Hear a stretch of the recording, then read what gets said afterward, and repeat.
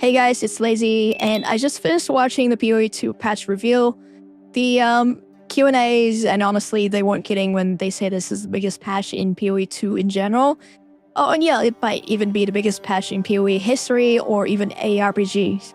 We have got asynchronous trade, support gem overhauled, sprinting, many crafting changes.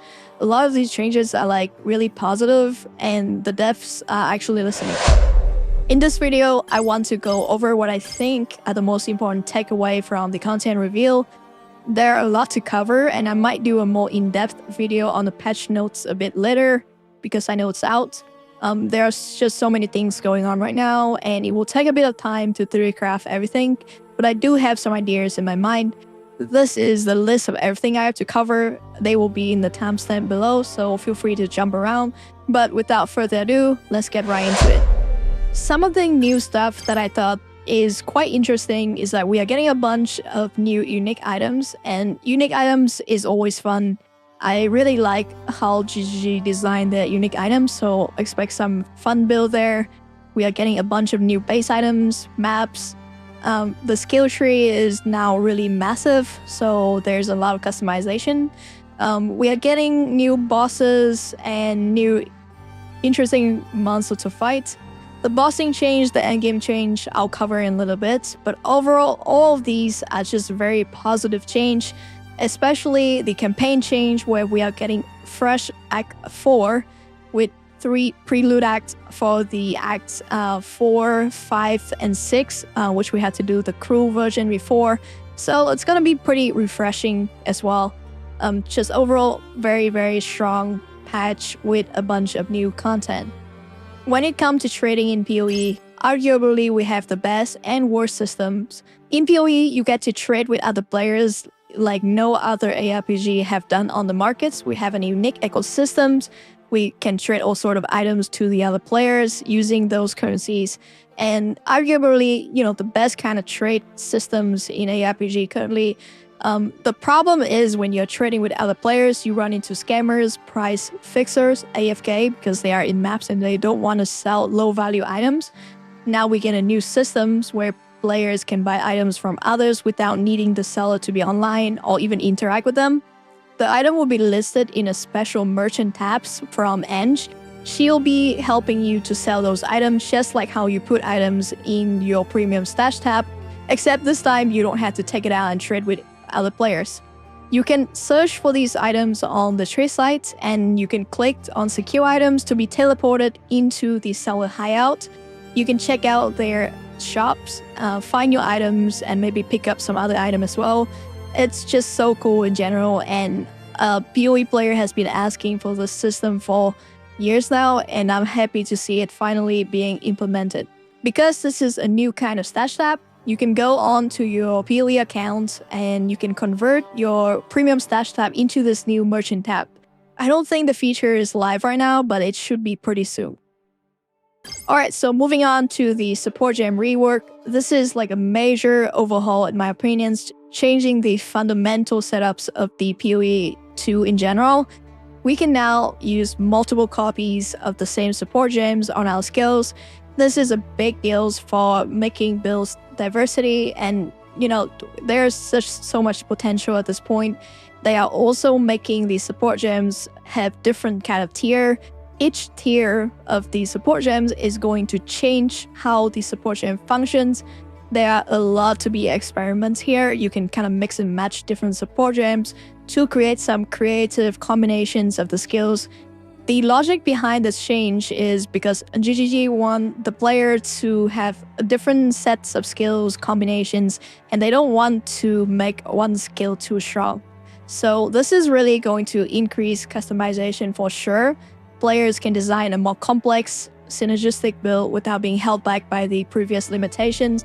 And in a game like this, having the limitation removed is always a good thing. Maybe they can look into removing even more restriction in terms of weapons, skills, and attack spells, things like that. But this is a good step in the right direction. With that being said, we also are getting even more support gems, so like 40 of them. They are called lineage support gems. So I think it is 1 per characters, per type. of the gems. So you can have multiple lineage gems, but you can only have one copy of each per characters. I think it looks great. There's just so much more information that we actually need the data mine to theorycraft some insane stuff. But from what I see so far, it's going to be build defining, it's going to be straight power upgrades like Jonathan mentioned in the videos, and it's just going to make the build diversity even better. As with any ARPG games, endgame content is what keeping the players interested in the games and playing the game more. This time around, the endgame focus on changing a lot of quality of life. The towers is actually untouched, but they did mention in the Q&A that they are looking into it, and obviously everybody know what is the problem. It is extremely tedious to set it up, but we have to do it because towers and tablet hold all sorts of quant and they are multiplicative with your maps. So you have to do it if you want to be profitable, and you also need to find overlapping tower as well. I'm sure they are looking into it and they will probably come up with something. But other than that, we are getting new mechanics, challenge to enhance your mapping experience. We're getting new mechanics. Abyssal seems pretty fun, a lot of density there. We're getting a bunch of new bosses. We're having a new adjustment to map difficulty and progressions, so maybe you can expect smoother progressions. Also, better map layouts, I hope, because that is like the biggest thing. But we're also getting sprinting, so it might not actually be that bad. Another thing I thought is quite good is the splinter systems. So you can collect the simulacrums, and if you want to run lower difficulty simulacrums, you have to spend less splinter. So you can actually run lower difficulty simulacrum if it's still profitable. I'm not sure how that's gonna work out, but I do plan to run an AFK build to farm simulacrum sometime within the league, so it can be pretty fun. Next up, we have the crafting changes. Now, I'm not much of a crafter, but I do understand the basic of crafting, and I do play PoE 1 and I do craft items. In my point of view, PoE 2 crafting options was pretty limited back in 0.2. So they're adding a bunch of new essence, which allow player to add specific modifiers to the items, which can be pretty exciting. Lesser's essence gonna be pretty good for the campaigns. I find myself lacking severely regal orbs when I was running the campaign earlier. And we also have the perfect essence, which remove random modifiers, and you augmented the rare items with guarantee modifiers. Deterministic crafting has always and will always be strong in PoE, and especially now that it's coming to PoE 2. We are also getting Hinekora Lux coming into PoE 2 now, and if you know Hinekora Lux, it's for crafting mirror items, so I'm expecting some insane items this league. A lot of powers is coming back into the players, and that's how we like it. I'm pretty sure we also get much more enhanced crafting options coming from all sorts of the new perfect currency that they are adding into the games. Beside that, we're also getting like all sort of new omen for crafting, and I'm pretty sure Ritual is just going to be very profitable farm. So the biggest changes that they are adding to the characters in the game is that we are getting sprinting. And we are getting unlimited sprinting, which is quite crazy. So traversing around the map is gonna feel a lot better, especially when you are backtracking.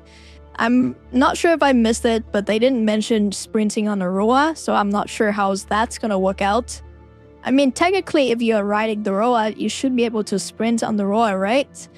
Another positive change that they added into the game is that they are making the attribute requirements on gears and skill gems about 20 to 25% less.